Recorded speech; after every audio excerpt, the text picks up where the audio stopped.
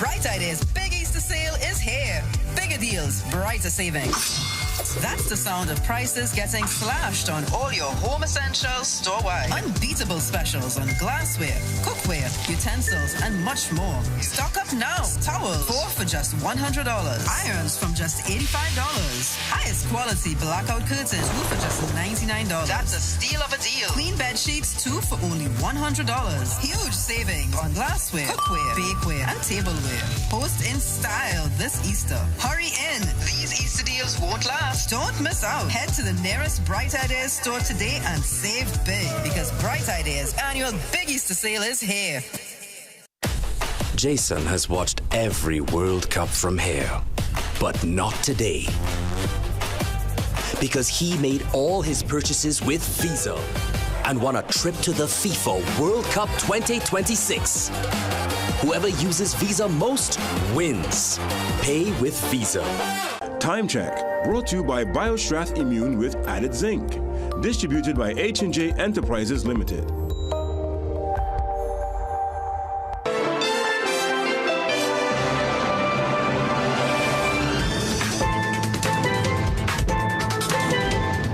Good evening and welcome. You're watching the 7 p.m. news here on CNC3. I'm Ryan Beachu. I'm Bavita Gopalchan. And I'm Jovan Ravello with Sport. Let's tell you what's making the news tonight. 4 men killed in separate attacks across Trinidad and Tobago. Several others injured, including a 14-year-old boy. Government says agencies stepping up efforts to dismantle organized criminal networks. It's a lonely beach. It have no lights on the beach, which we would like to get back lights on the beach. We already have the police presence, which is good. But the beach should be locked off at a certain time. After a series of violent incidents at Tyrico Beach, nearby residents call for action. In sport, senior national men fall to a 4-1 defeat in FIFA Series opener versus Venezuela. Tonight, a string of violent attacks overnight has left at least 4 people dead in separate incidents across both Trinidad and Tobago, pushing the murder toll to 85 for the year so far. That's right. We begin with a father's killing after celebrating his daughter's essay exam in what relatives say was a senseless and unprovoked attack by a teenage boy. Relatives say 45-year-old Rajkumar Pope had just picked up his daughter, who wrote the essay examination earlier that day, along with her mother, older brother and aunt, from a shopping mall. As he entered a store at St. John's Village in San Fernando to buy bread, the suspect began punching him and a scuffle followed. The suspect's father and Pope's wife intervened and separated them. Pope returned to his Friendship Village home, which was a short distance away, but he complained of severe head pains. They called the ambulance, but his condition worsened with him slipping into unconsciousness. He died while receiving treatment at the Princestown Health Facility. Now his wife says their family is shattered and they're still trying to make sense of what happened. His workers he used to work at works before. Everybody was so shocked. The present work he is in now, it was like, no, not him. He's too quiet, He don't mean anybody way. He's always this jolly person. He always is making joke with everybody, I don't know why this. Police later arrested a 17-year-old suspect who lives in the same village as the victim and is a relative of 13-year-old Mariah Sinat, who was murdered last September. A Point Fortin labourer is fatally stabbed by a man known to him in Princestown yesterday afternoon. Police have identified the victim as 32-year-old Stefan Leith. Now, investigators say Leith was walking along Water Lane Street around 4:30 p.m. when he was stabbed in the chest. Leith managed to run a short distance before entering a vehicle and was taken to the Princestown Health Centre. While there, he reported the attack to police, but soon experienced breathing difficulties and he died. Police believe the incident may be linked to a personal dispute. They say Leith allegedly involved with the suspect's ex-girlfriend, who ended the relationship 2 years ago and had obtained a restraining order against him. And a deadly shooting in Belmont last night has left one man dead and 3 others injured, including a teenage boy. Police say Kemar Miller, a Jamaican national, was standing with friends along Davis Street around 9 p.m. when a grey Nissan 80 wagon pulled up. 3 masked men reportedly got out of the vehicle and opened fire on the group. Miller was killed at the scene while 3 others, including a 14-year-old boy, were wounded. When CNC3 News visited the area earlier today, residents described hearing the gunfire and expressed fear that violence could escalate in the Belmont community. Plenty people getting killed and nothing going on too. Plenty people coming, getting killed in Davis Street and nothing going on. But there's everybody, the police coming, everybody just sleeping, that's so. Police say 2 victims are in critical condition, while the 3rd is in a stable condition. Meanwhile, Homeland Security Minister Rod Alexander confirms that law enforcement has since intensified operations in Belmont, including redeploying officers and targeting specific gangs believed to be operating within and around the community. According to the minister, more than 137 individuals from the area have since called for a zone of special operations. The celebration of life ended in death last night as a Tobago man was murdered during a birthday line. Police say 29-year-old Kurt Bovell was with friends in Patience Hill when a gunman walked up to him and shot him. The gunman fired several more shots to scatter the crowd before hitting Bovell multiple times in his head. He then snatched someone's gold chain before fleeing. Patience Hill resident Jody Melville Nimblet tells CNC3 News the incident has left her traumatized. She says it is surreal that Bovell was having fun yesterday and today they were washing away his blood. She describes him as a close family friend and very respectful, but she knew he lived a double life. Area Representative Nigel Tate says he knew the victim and called his mother to express condolences. I'm concerned about the amount of violence that is taking place in my community and in Tobago in general, right? Especially once it's gun-related. So much innocent persons could have been killed or even injured. And also, yes, it's something that is very worrying. Tate says the murder happened in an area where youths frequent, but it is not a hot spot. Senior Superintendent Rodhill Kirk tells CNC3 News police are pursuing leads but are cautious about labeling this incident gang-related. There's nothing to suggest that it was gang-related. There's nothing to suggest that, one. And it may be another isolated issue, but, you know, the matter is still sensitive, so I cannot disclose it to the media. Kirk says there is a lot of unwanted liming in that area. In fact, he says when police conduct operations in the area, some businesses complained that they are running their customers. Homeland Security Minister Rod Alexander says national security agencies are actively working to dismantle organized criminal networks, even as concerns grew over recent kidnapping and a fatal shooting in Belmont. In the lower house this afternoon, Alexander responded to questions surrounding Wednesday's kidnapping of 73-year-old Tara Palaya. Authorities have since detained 11 suspects, among them 2 Trinidad and Tobago nationals, while the others are said to be from Venezuela. Well, pressed on whether there is credible intelligence pointing to a Venezuelan-linked kidnapping ring, the minister was guarded in his response. The intelligence of the Trinre Tobago Police Service, I intend to keep the intelligence intelligent. And what I can tell you is this.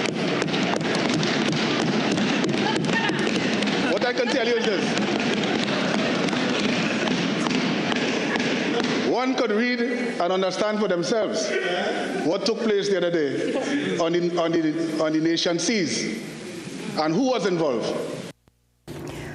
Addressing a perceived surge in kidnappings, the minister contends that government is taking a coordinated multi-agency approach to crime fighting. We have met with persons, gangs and other persons involved. That is why we have this problem today. However, the Trinre Tobago Police Service, Coast Guard, Defense Force, Immigration and other persons, Minister of Homeland Security, we are working closely together to ensure that what took place a couple of days ago must never happen again. Meanwhile, opposition leader Penelope Beckles claims that the government has hoodwinked the population into backing the Stand Your Ground legislation while failing to make legal firearms more accessible. Speaking with CNC3 News outside the Parliament today, Beckles said government touted the legislation as a silver bullet to deal with crime. However, Beckles said the law is of little use if people do not have the means to defend themselves in their properties. There have been several reports where citizens' FUL applications were rejected by the police service. The opposition leader said the UNC has clearly fooled the population. Is the government certainly convinced the population, particularly the businessmen, that once they were in power as a government, once this piece of legislation was passed, that they could be guaranteed that it's going to be much easier to get your FUL. Meanwhile, the opposition leader said she was pleased to know that the Coast Guard was able to locate kidnapped victim Tara Polaya with the use of this country's radar system. Beckles said this is proof that the country already had an effective radar system, despite the Prime Minister attempting to justify the need for the recently removed U.S. radar in Tobago. But Beckles said she is concerned that there is new, more dangerous trend in organized kidnapping. You would recall that they had this evidence in the public domain that people were going to be kidnapped, that, we were concerned about the judiciary, about ministers of government. But here it is again. You come just a couple weeks ago and you say to the population that if you don't get this extension, crime will continue, and you guarantee the population that it was absolutely necessary, and that is not the case.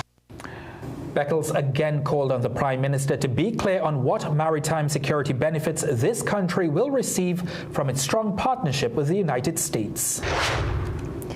Concerns are mounting over Tyrico Beach, one of the North Coast's most popular beaches. Residents say recent incidents have left the community uneasy, while a criminologist warns the area may be turning into a gateway for criminal activity. Here's Jan Sullivan with more. Tyrico Beach, one of the North Coast's most popular beaches, has been in the spotlight this month, but for all the wrong reasons. On March 8th, the body of kidnapped businessman Homadat Sukdio was found at the beach. Later that day, Laventel retiree Anthony Daniel drowned. On March 18th, Cody Narayan was kidnapped from Tyrico Beach with a ransom of $50,000 being demanded for his release. Tyrico resident Diane Ghani says these incidents have the community feeling uneasy. The kind of fear that, they're living alone and something might happen. We don't know. Look how close we live into the beach. They could enter our homes by running from police. But we kind of fearful for our life right now. Beachgoers who spoke with CNC3 News say daytime visits to Tyrico Beach feel safe, but they strongly advise against going there at night. One visitor, Ray Stout, tells us the visible police presence during the day adds to the sense of security he experiences at the beach. Well, you have to go with the flow, right? If you know it's not safe at night, certain hours, well, you just don't venture. You try to stay within the hours, and everything should be okay. Ghani believes the beach should be closed off in the night. Tyrico Beach is very quiet, as you can see. The working people, they leave and they go. Most of the parents of age. What they could do, I find they should, if they're not developing the beach, at least have the beach lock off a certain area. Right? It's a lonely beach. It have no lights on the beach, which we would like to get back lights on the beach. We already have the police presence, which is good. But the beach should be locked off at a certain time. Meanwhile, criminologist Dr. Randy Sipasad is concerned that criminals are now using the popular beach to carry out their illicit activities. What is a bit more worrying for me is that kidnappings that have this kind of transnational element to it, where perpetrators have the ability to take a victim out of the jurisdiction, that creates certain complexities. And one, of course, for law enforcement has to do with the fact that they have no jurisdiction once you're outside of the borders of Trinidad and Tobago. He warned that if Tyrico Beach continues to be seen as an easy entry point for criminals, incidents like Polaya's kidnapping could persist. As of news time, police confirmed that the 11th suspect held in connection with her abduction remain in custody, assisting investigators. And while criminologist Dr. Randy Siposad says it's not enough to warrant a new trend, he is advising the government to do what is necessary to send a strong and clear message that this will not be tolerated. Jensen Lavend, CNC3 News, Tyrico Beach. All right, thank you very much, Jensen. Let's tell you what's still to come in the news tonight. He said, I barking up the wrong tree. TTNNA says it isn't afraid of a fight with the NCRHA ahead of planned major protest in April.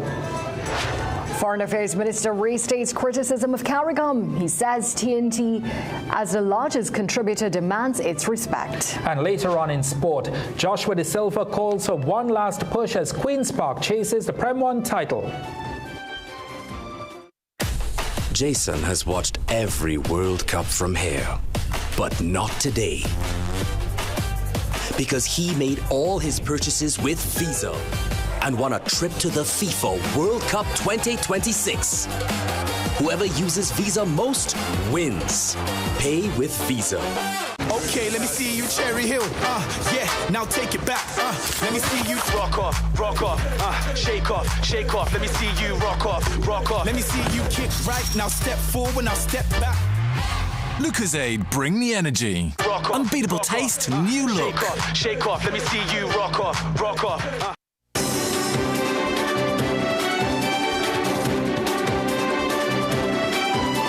Attorney General John Jeremy says this government met an over $150 million legal fees bill when they entered office last April. He made the revelation in Parliament today as he responded to Port of Spain North St. Anne's West MP Stuart Young.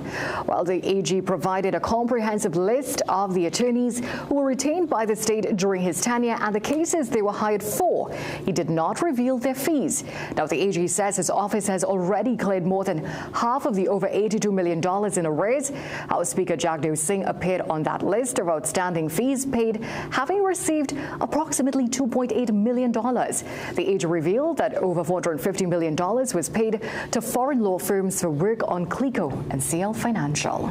Prime Minister Kamla Persad-Bissessar is moving to advance Tobago's autonomy, with Professor Hamid Ghani set to help guide the process. The announcement follows her talks today with Chief Secretary Farley Augustine. The Office of the Prime Minister says government remains committed to greater self-governance for Tobago while maintaining national unity. A statement says discussions also focused on water security, including plans for a desalination plant and legislative changes to improve governance on the island. Frustrated nurses and healthcare workers took their protest to the Sangre Grande Hospital today, demanding stalled negotiations be addressed and warning of major action come April. But tensions flared as the Nurses Association president accused the NCRHA chairman of making threats, claims the chairman has already dismissed. Otto Carrington went to Sangre Grande.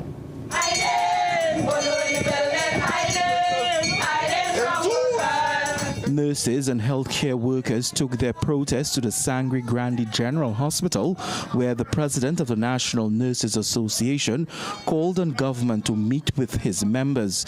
The association is frustrated by stalled negotiations, especially as members are still receiving 2013 salaries.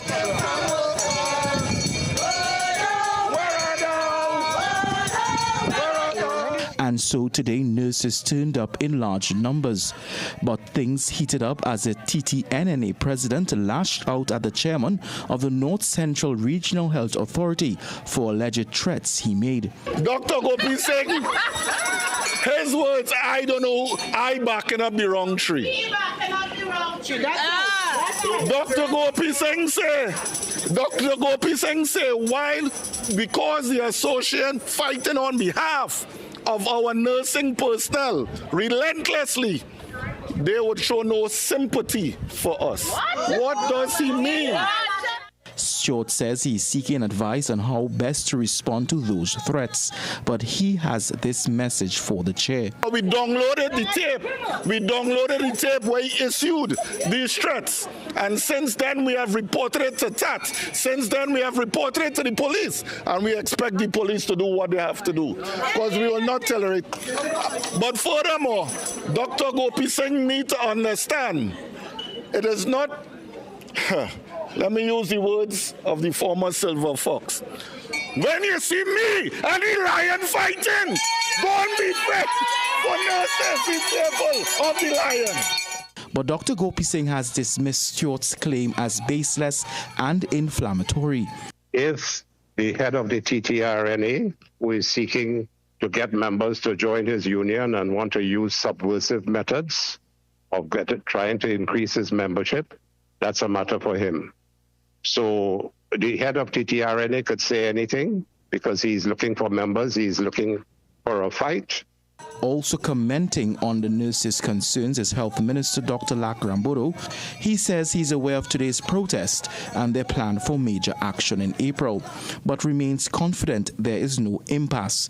TTNNA says it will host a major protest in Port of Spain on April 10th. Otto Carrington, CNC3 News. President of the Estate Police Association, Derek Richardson, has called for government's intervention to resolve wage and working condition issues facing MTS workers. Well, dozens of workers led by the association demonstrated outside MTS Plaza in Aranguez this morning. They lament what they describe as a lack of communication and favorable response from the state agency. Richardson is calling for them to meet with his association to discuss the issues, as he warned that action by the workers is possible. But what he couldn't say is what they'll do exactly. They're not compensated properly for the first place. They're not respected in the second place. Right? So whatever action they feel that they want to take, they come to the association and we will support them. Well, President of the TNT National Nurses Association, Edie Stewart, was also at the workers' demonstration, saying security guards at public health facilities are important in protecting the staff. Well, Minister in the Health Ministry, Dr. Rishad Sitran, says government has not yet made a decision on whether or not to discontinue the use of Cuban medical professionals in the public healthcare sector. It's a question we've been asking the government for some time now, particularly as Jamaica ended that relationship with Cuba this month after 50 years. Well, pressures coming from the United States for other countries to follow suit, as Secretary of State Marco Rubio claimed that Cuban doctors are coerced into overseas missions through threats to their families, careers, and the right to return home. With the Health Minister and Prime Minister mum on the issue locally, we asked the Minister in the Ministry for an update. No decision has been made as yet, and I'll refer all definitive comments to the Line Minister, Dr. Lakrambodo. So it's still before Cabinet right now? I can't say if it's before Cabinet or not. But no decision made as of right. So it continues as we speak right now? Well, it's ongoing. Meanwhile, in Tobago, Health Secretary Dr. Faith Brebnor said the Tobago House of Assembly has not received any instructions from central government as it pertains to the Cuban medical program.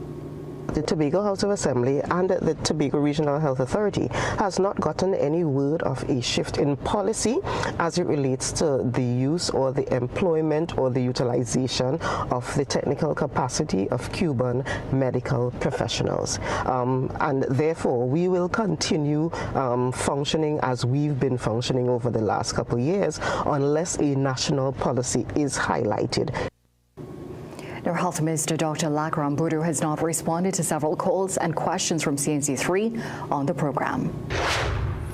Foreign and CARICOM Affairs Minister Sean Sobers reveals this country contributes almost $127 million to CARICOM annually and therefore deserves its respect. In a statement to the Parliament today, he again underscored this country's objection to how Secretary General Dr. Carla Barnett was re-elected. The minister reiterated that Trinidad and Tobago was not invited to take part in the voting process in Nevis, nor was that election placed on the agenda for the summit.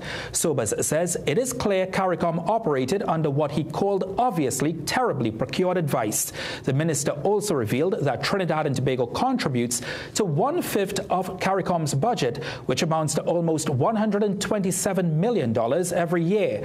The Prime Minister, who has threatened to cut that funding, has been criticized by those who call for government to respect the economic benefits CARICOM provides. The minister responded to that today. We appreciate the importance of the CARICOM market to the local and regional private sector, especially when Trinidad and Tobago is both the largest importer of CARICOM goods and the largest exporter to CARICOM.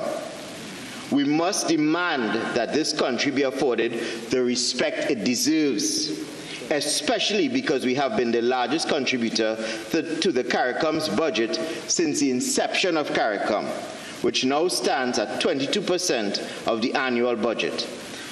It is important to note that the Prime Minister left the meeting and returned to TNT prior to the voting process. Now, we have sent questions to CARICOM on the matter and are awaiting a response. Well, still to come in the news. Education Minister says the Police in Schools initiative is working as planned, with the suspensions down by 24%. From all over Trinidad and Tobago, Anil wrapping roti at lightning fast speed. Sandra nailing every order in her hardware. Lisa, who is in sync with style. There is no buffering at her boutique. And Dr. Alex filling prescriptions with care. They're all part of the 5,000 strong businesses connected and growing with reliable, high-speed service from Amplia. Now it's your turn. Because with Amplia, you're in good company. Amplia Business. Jason has watched every World Cup from here, but not today. Because he made all his purchases with Visa and won a trip to the FIFA World Cup 2026. Whoever uses Visa most wins. Pay with Visa.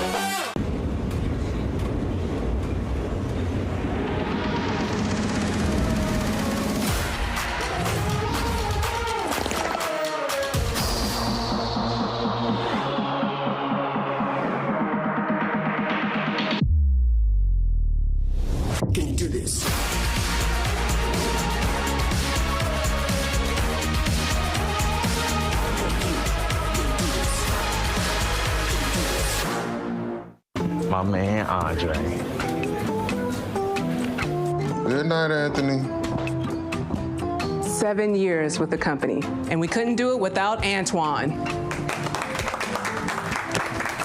Happy birthday, dear Alejandro. Happy birthday to you. Who's Angelo? We're like coworkers who don't forget your name. I'm Angelo. CG United. Good like that.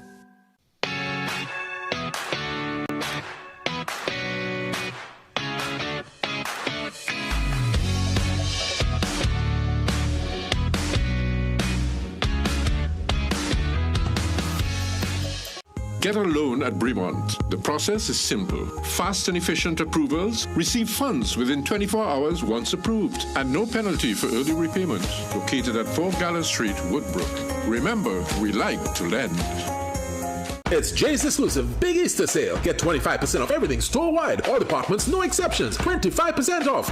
JD's exclusive Easter sale. JD's, Princestown, San Fernando, Rio Claro, Gasparilla Mall, and M6 Plaza Chaguanas. Your low-price headquarters, JD's. This Easter, celebrate more, spend less. Only at Passad's The Food King. Easter celebration of value is here. Stock up and save big on your everyday favorites. Swiss Chinatown noodles, 454 grams, 2 packs for $19. Blue Sea tuna chunks in oil or water, 3 tins, only $25. Coca-Cola 2 liter, 2 bottles for $20. Fresh harvest seasoned carrots, 4 tins for $20. Creamery ice cream, 2 gallons for $99. Dutch potatoes, 5 pounds, just $10. Lotus soybean oil, 3 liters for $49.99. Sierra chicken franks, 3 packs for $20. Mutix peanut butter, 250 grams, 2 for $19.99. Perdix chicken nuggets, 300 grams, $19.99. Country Pride all-purpose flour, 10 kilograms, $59.99. Plus more incredible deals in store this Easter at Passad's The Food King. Offers end April 8th or while stocks last. Quality value, that's our way.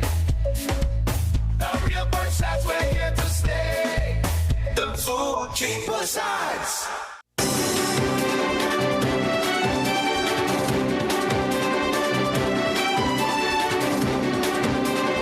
Welcome back. The central bank flags emerging softness in this country's economy, holding interest rates steady amid global uncertainty. Meanwhile, Energy Minister Dr. Rudal Munilal lists Refinery Committee members and confirms no payments yet as questions continue over reopening plans.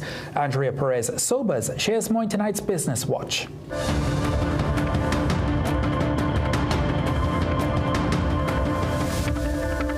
The central bank is signaling growing signs of softness in Trinidad and Tobago's economy, even as it maintains a cautious monetary policy stance in the face of global instability. In the latest monetary policy repo rate on Friday, the bank pointed to weakening activity across key sectors, particularly in the non-energy economy, with declines noted in manufacturing, construction, and wholesale and retail trade. In the energy sector, natural gas production has fallen alongside reduced output of ammonia and methanol, despite a modest uptake in crude oil production. The bank also highlighted slowing credit expansion, with both business lending and consumer borrowing easing in recent months, reflecting softer demand for financing. Despite these pressures, inflation has remained contained so far this year, supported in part by lower food prices, while foreign reserves have held relatively stable, though some indicators suggest the need for continued vigilance.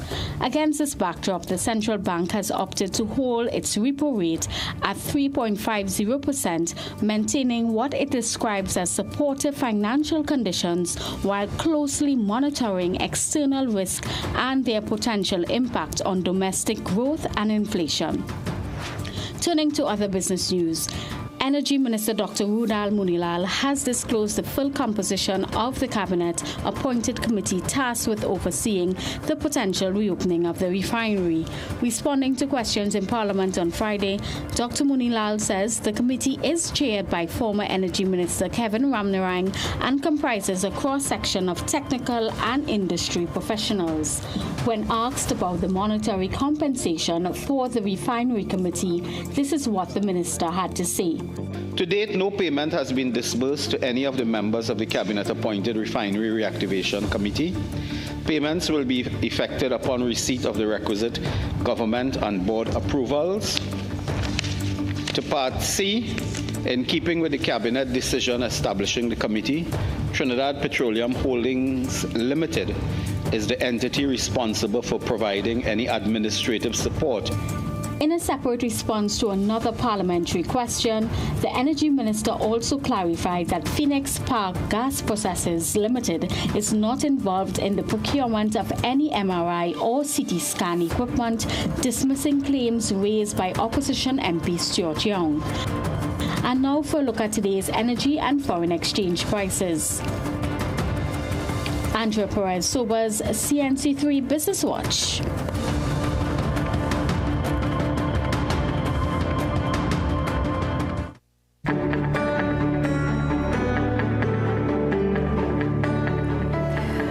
What's one thing every Trini loves? It has to be the beach. Apparently not Tyrico Beach, but nope, you're wrong. A long weekend, and what is on the horizon? A long weekend, several long weekends. Correct. But we're especially grateful for this one. Kimmery, what's in store for us in the weather forecast? That's right, guys. It is a long weekend. But before we can get to the weekend, let's take a look at what happened today. Across the region, a ridge pattern was the dominant feature. Across Trinidad and Tobago, well, we were under the influence of that same ridge pattern, and as such, the country would have experienced similar weather conditions, including those cloudy skies. But after mid-morning, it became generally sunny and breezy. Today's temperatures peaked at 31.8 degrees Celsius in Trinidad and 30.3 degrees Celsius in Tobago. Taking a look at the weather forecast for tonight, well, it is expected to be mostly fair with a light breeze and the odd shower. Temperatures are expected to get down to 23 degrees Celsius at Piaco and 24 degrees Celsius at Crown Point. Tomorrow, the sun will be back out as it is forecast to be predominantly sunny and breezy at times, despite the isolated shower. There's also the low chance of a moderate to heavy shower developing during that afternoon period, but that will favor the southern and western parts of Trinidad. Now, in the event of a heavy downpour, gusty winds and street flooding are expected, so please take a note of that. But what does that mean if you plan to head to the beach? Well, after all, it is a long weekend, and long weekends in Trinidad and Tobago usually means the beaches will be packed. If you plan to head to the seas, the Met Office says that seas will be moderate, with waves between 1.5 to 2 meters in open waters and below 1 meter in shelter sheltered areas. Now, let's take a look at our 5-day forecast. We're going into that Saturday and Sunday times, and we're seeing that it will be mostly sunny as well, but those clouds will be out, and we expected some isolated showers that could interrupt the sunshine. So guys, this is a long weekend. We can still enjoy it outdoors, but you won't have to put your sunglasses away just yet. However, it won't always be dry, so be mindful of that. That's all for me. It's back to you guys. Thank you so much, K-Marie. A cloudy, slightly rainy long weekend. I'm not sure how I feel about that. We can go out, but just don't forget your umbrellas. No, that sounds like weather to sleep. Well, true. Let's take a short break. We'll be right back. New remedy for the healthy function of the nerves in the feet and legs. I have been living with diabetes over 10 years, and the nerve pain was becoming unbearable. The numbness, the tingling, the burning became a daily challenge. A friend told me about New Remedy, and after 3 weeks of trying it, there was a marked difference. Benfotiamine, a synthetic form of thiamine, has been scientifically shown to help relieve many of these symptoms, especially in early cognitive decline. I strongly recommend it as part of your supplement regime and for all patients with nerve problems. I have confidence in New Remedy because it contains benfotiamine. This has been proven to help with numbness, tingling, and pain in the legs and feet. As a pharmacist, I strongly recommend New Remedy to all my clients. If you're experiencing nerve pain like I did, try New Remedy. It worked for me, it will work for you. New Remedy is available at all major pharmacies nationwide.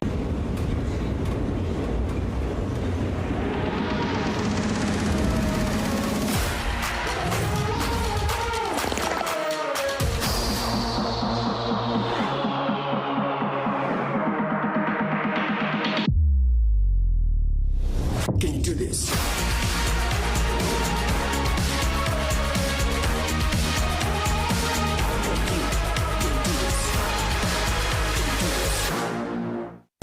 This is your chance to save big this Easter because Bright Ideas Big Easter Sale is here. Bigger deals, brighter savings.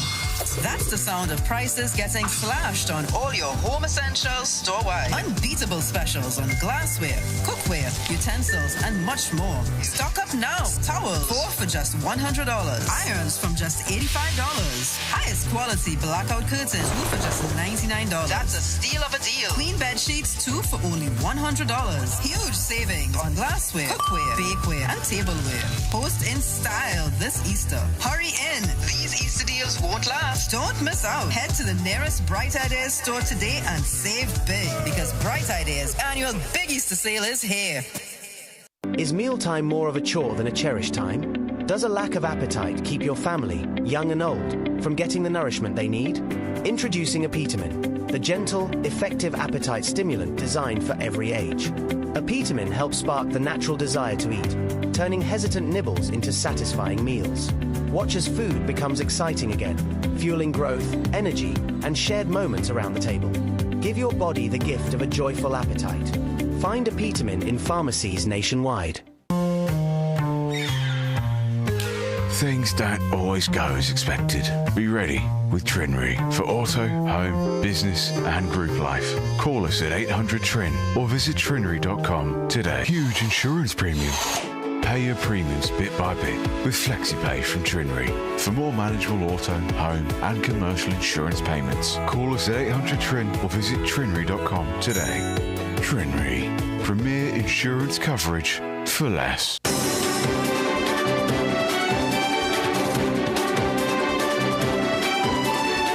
With another police officer held under a PDO, we asked if you are satisfied that enough is being done to weed out rogue cops in the TTPS. It's what you had to say in tonight's People Say.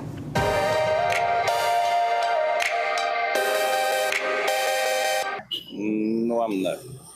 I see it as what you call that, as a face value thing to detract from the main issue. In other words, they're doing that just to save face. Well, it's a start, but it's not enough. We want to see more because this is just a minority. I'm not really know. Why? Huh? Why? Because it's still have people who still be hiding stuff. So I would say no. I think no.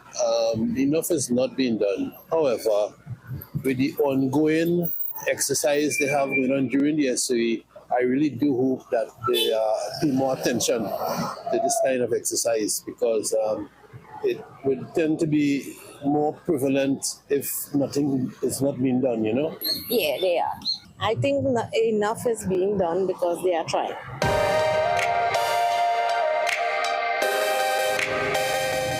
Some industrial court judges are being accused of delaying judgments to secure extensions in office. The claim was made last week in a Freedom of Information request from trade union activist Anthony Dobson. In a letter to court President Heather Seal, his lawyer Asha Ramlal alleged the practice exists. She argued that Cabinet is forced to grant extensions since unfinished cases would otherwise have to restart.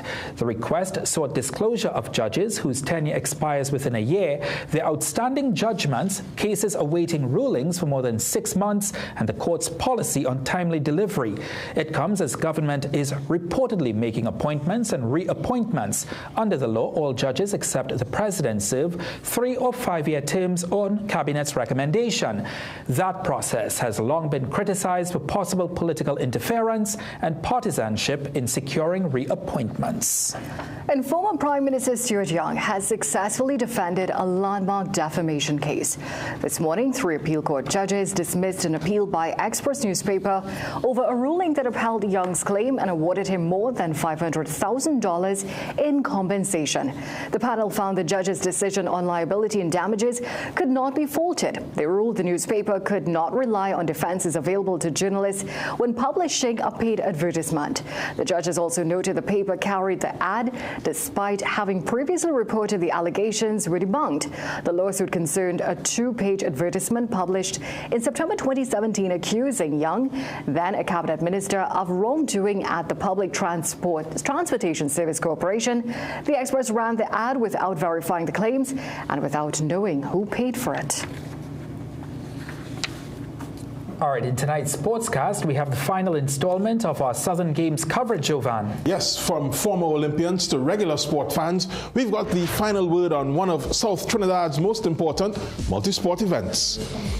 And it's D-Day in the TNT Premier League. We've got details on those fixtures and more for the long-awaited sporting weekend ahead.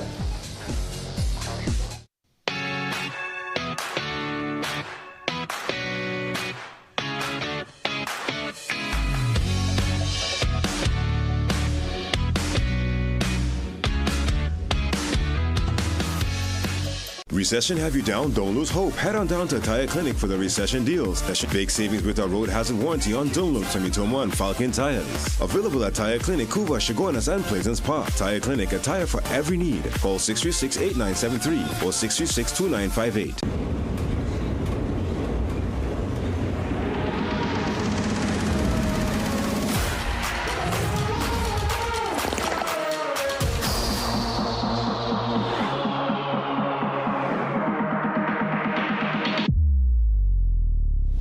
Can you do this?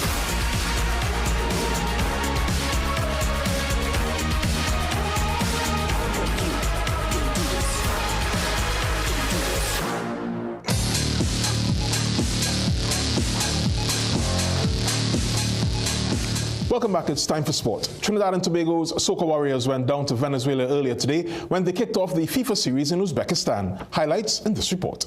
Just a 7th meeting between the neighbors, almost 8,000 miles away from home in Tashkent, FIFA's 50th and CONMEBOL's 8th best against Trinidad and Tobago in 97th and very much in the throes of a rebuild. It would prove a memorable meeting for both for a variety of reasons. Dwayne Muckett back in the frame for the first time since May 2025 and with some pep in his step to win a first-minute penalty. Captain Levi Garcia spotted it, but the Venezuela goalie redeemed himself with a vital fingertip to see it off the upright and keep things level at the half. Garcia's industry would be his redemption. A drive to the byline, enough space to pick out Rion Moore, himself back from a 10-month exile and with guns blazing. 1-0 Trinidad and Tobago after 52. It took 8 minutes for Labino Tinto to respond. Delvin Alfonso with his first in the red wine strip, 1-1 after 60. 7 minutes after that, the debutant marked a dream start to his senior national career, made possible by some lethargic defending across the 6. 2-1 Venezuela after 67. 62nd minute sub Solomon Rondon used his cameo to achieve a personal milestone, timing his foray to perfection to stroke home the game's fourth, 3-1 Venezuela after 81. Rondon then reached 50 goals in 121 games in a Venezuela shirt, 4-1 in the 85th, and at the final whistle, Derek King's men beaten, but will have to shake it off in time for Monday's meeting with Gabon at the Bonyard Coast Stadium at 6 a.m. In cricket, Queen's Park Cricket Club captain Joshua De Silva is hoping they can push on for a league title this year. QPCC is currently on top of the table and have won 5 out of the 6 matches they played in the TNT Cricket Board's Premier Division 1 so far. Their only drawn match came against Powergen Sports, in which the Penal team claimed a first innings lead. De Silva will only play 1 match of the remaining 2, but speaking to CNT3 Sports, expressed his hope that the Parkites can wrap the league despite being without 8 players for the final match on Red Force duty. We've played some really good cricket, just 1 loss on first innings to Powergen, but other than that we've been doing really well. We had a really good showing against Marchin, who have a really strong side, so that outright really helped us boost our chances to get a title we haven't seen for a few years, so that 2-day title has eluded us a bit, so to get that would be really nice. 2 more hard pushes, the Trinidad and Tobago boys have 1 more game, and then it's all up to the rest of the boys in the club for the last one. And best of luck to them. Now on Sunday, the Southern Games athletes as well as patrons were in good spirits as South's premier multisport event returned to Skinner Park after a year's absence. At this year's event, Olympians Leslie Rollins and Alvin Daniel were honored. The pair was happy to not only be recognized, but like others in attendance, buoyed by the support shown at the long-standing event. I feel very good about it. It was long, but it was I waited, right? Could have been about 40 years, 50 years. But I was glad that somebody acknowledged that what I did in the past.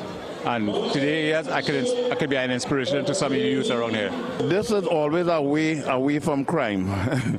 You understand? So I would love to see that the parents and them keep the young ones involved in this, in the cycling and in the athletics on the whole, sports in general. Because when you look at Facebook and all these social media these days, there's always a set of school children fighting and a set of different things, all kind of bad news you're hearing all over the country. And we are trying to put something positive in South. My daughter is cycling for Madonna Wheelers in girls under 13, so I am here rooting for her. She already got 1 bronze medal, so we're looking for more now. It's very exciting, very interesting. I'm enjoying it. It's good. I enjoyed it. I enjoyed myself. I was here from 12:30, and I'm still here, so I'm having fun. It's my first time in a while. It's okay, but I'm disappointed with the crowd and that I'm not seeing a lot of young people. The young people are participating, but I'm not seeing them in the audience, being spectators. I find the crowd has dropped dramatically. Yeah, you never used to see the amount of people, like how Marbella used to have the people. Yeah, Marbella used to be packed, but now, people, I don't know what's really going on. Jamaica's Reggae Boys are now just 1 win away from returning to football's biggest stage, while history was written on the track in sport around the region.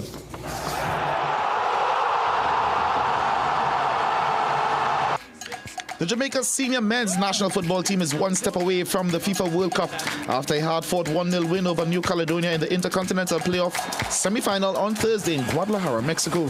Bailey Cadamanteri was the hero, striking in the 18th minute to seal the result and keep Jamaica's dream of ending a 28-year World Cup drought alive. The Reggae Boys will now face the Democratic Republic of Congo in Tuesday's decisive final, with the winner booking a spot at this year's global showpiece and a place in Group K alongside Uzbekistan, Portugal and Colombia. Meanwhile, there was heartbreak for Suriname, whose campaign ended after a 2-1 loss to Bolivia, who will now take on Iraq in their quest to qualify for their 4th World Cup appearance. On the track, history was made in the Issa Grace Kennedy Boys and Girls Championships inside Kingston's National Stadium. Kingston's College Jason Pitter delivered a stunning performance to break the Class 2 400-meter record, stopping the clock at 45.76 seconds. The electrifying run erased the long-standing mark of 46.33 set by Christopher Taylor back in 2016.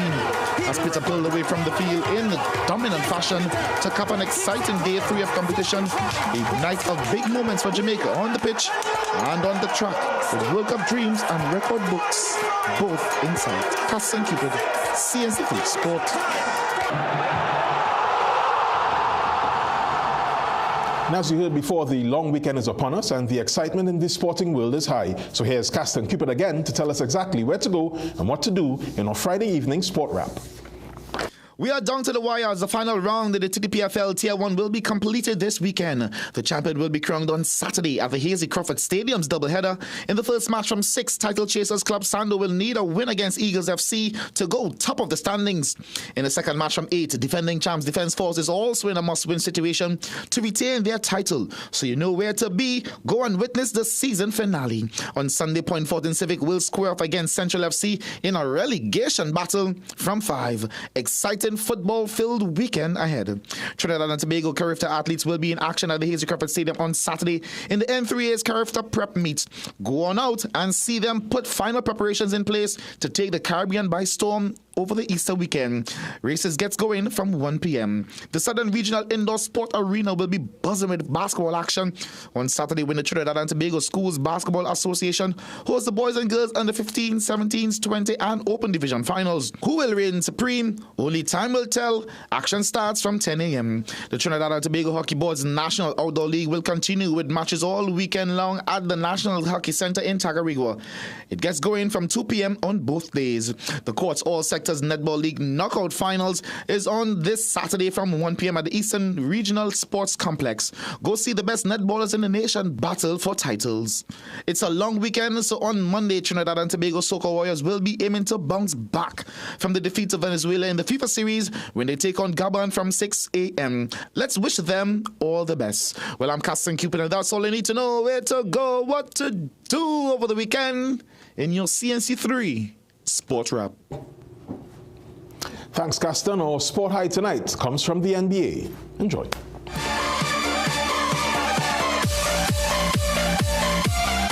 Jose Alvarado, playing for the New York Knicks, got a rude awakening from Charlotte Hornets' Moussa Debate, coming down the lane only for Debate to rise high and send the block into orbit.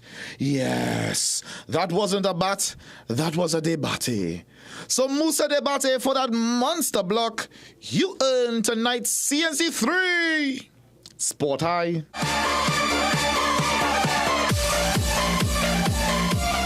Jovan, seems there's a lot to do in sport this weekend. Yeah, a couple of big football games too as well. Looking forward to Trinidad and Tobago versus Gabon on Monday. It is 6 a.m. Yes. 6 a.m. It's going to be an early start to what is a public holiday, Pavita. Correct.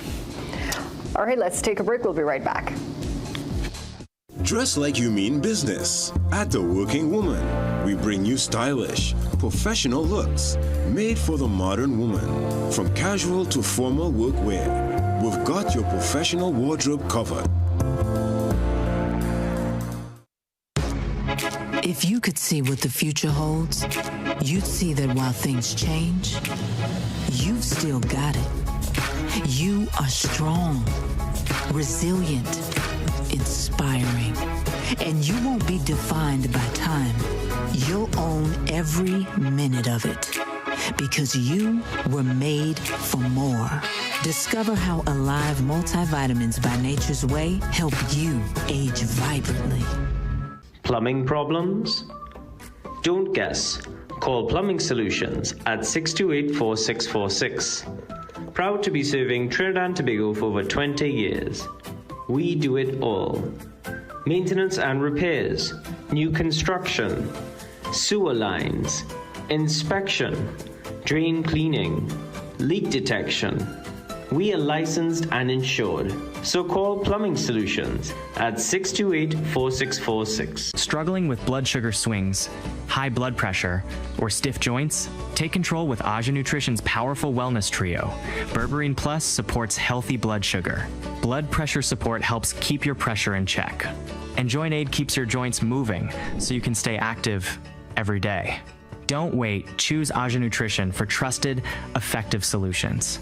Available at Pennywise and leading pharmacies nationwide. Feel better, move better, live better with Aja Nutrition.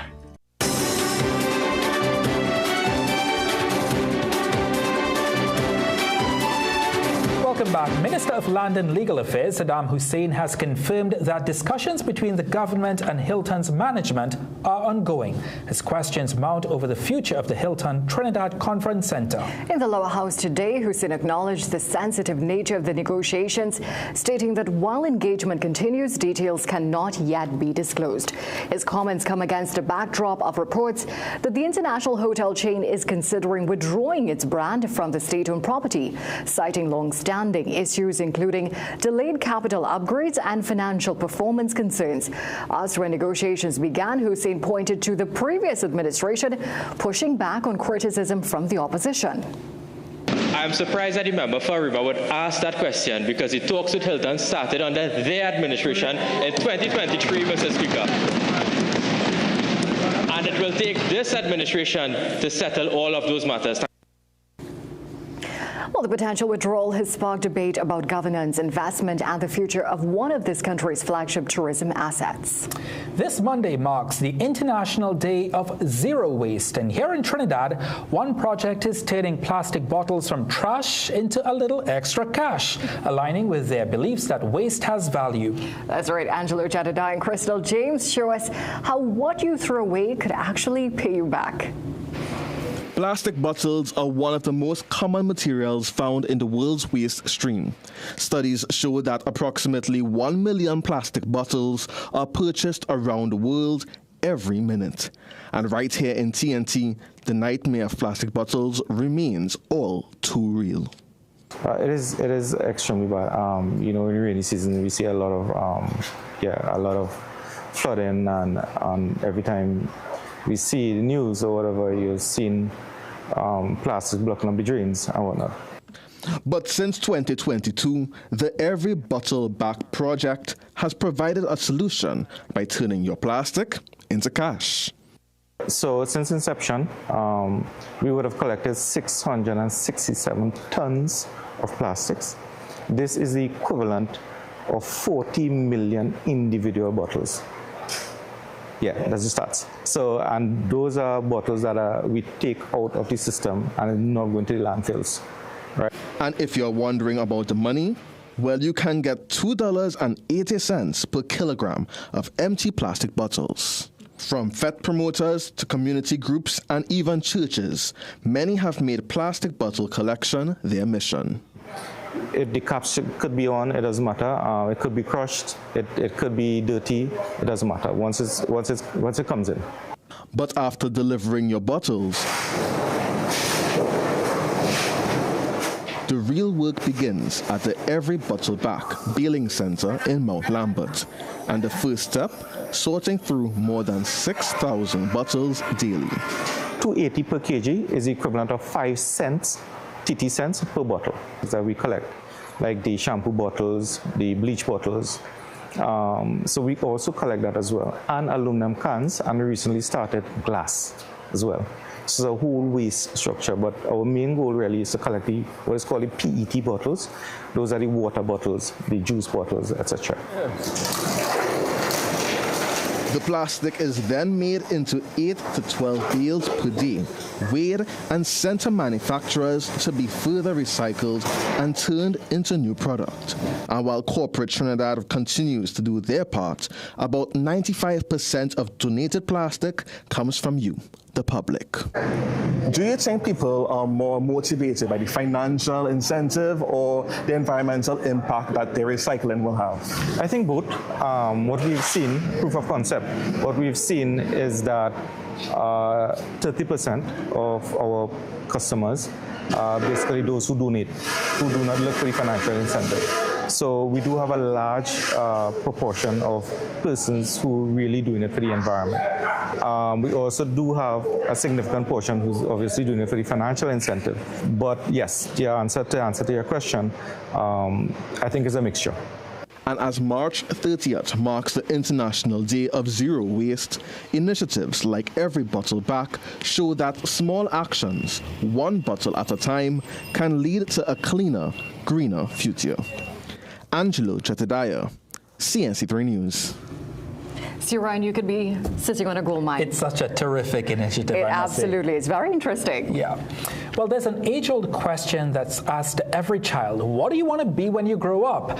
And while the popular answers are often in the medical or legal fields, every once in a while there's some brave child that says, guess what, Babs? Journalism. Last Monday, our very own Kamery Fletcher and Liana Maharaj attended the Bishop Anstey Trinity College East Form 3 Career Fair, where they spoke to students interested in following what we can only describe as adventurous path.